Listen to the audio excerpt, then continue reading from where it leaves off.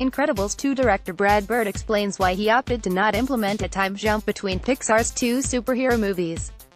Though a long 14 years have passed since audiences last saw the Parr family on the big screen, the highly anticipated sequel picks up right from where its predecessor left off.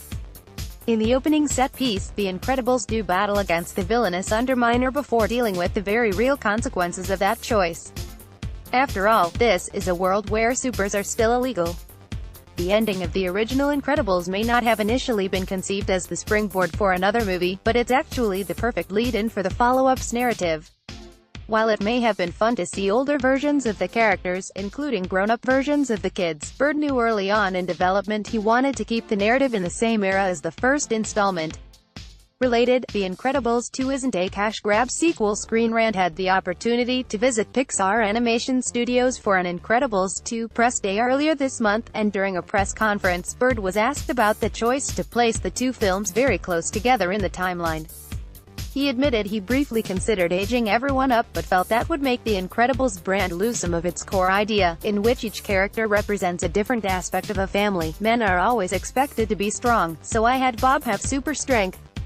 Mothers are always pulled in a million different directions, so I had her be elastic. Teenagers are insecure and defensive, so I had Violet have force fields and invisibility. 10-year-olds are energy balls that can't be stopped. And babies are unknowns. Maybe they have no powers, maybe they have all powers, we don't know. That's what Jack was. He was seemingly the most normal one in the family, and then at the end of Incredibles, you find out he's a wild card and he's sort of the Swiss Army knife of powers. And that reminds me of the way babies can grasp language really easily and adapt them easily. That idea changes if you age the characters up, and the insight into those periods of your life and those particular perspectives disappear once you age them up. I'm not interested in a college-age Jack, I'm just not. Besides keeping the character dynamics the same, the decision to not have a time jump reads as a very natural continuation of one of the few dangling threads left over from The Incredibles. There was never a scene in the original movie where the law banning superheroes was repealed, and now the sequel can address that issue head-on. As stated above, the Parrs consciously decided to fight the Underminer, so it makes sense to see the fallout of the incident be a key component of Incredibles 2. The primary plot involves Elastigirl being recruited to be at the forefront of an initiative that will hopefully make supers legal again, placing much importance on her mission. Bird very easily could have changed the law in some expository text in a sequel that takes place years later, but seeing the effort that went into change the public's perception of supers has the potential to be a very interesting narrative, one that's rarely seen in the genre. Many viewers will also be in agreement with Bird's opinion that a college-age Jack isn't all that appealing. Part of the humor in Incredibles 2 stems from the subplot of Mr.